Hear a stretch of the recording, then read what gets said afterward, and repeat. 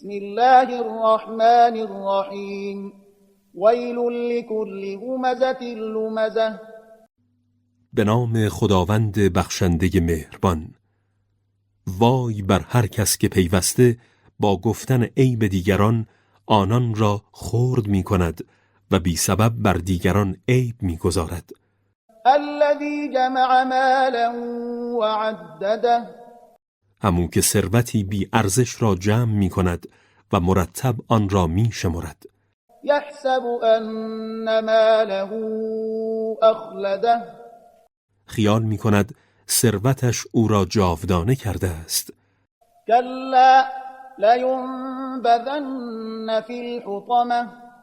به هیچ وجه چنین نیست، بلکه قطعاً با بی‌اعتنایی در آن آتش بسیار خرد کننده افکنده خواهد شد. و ما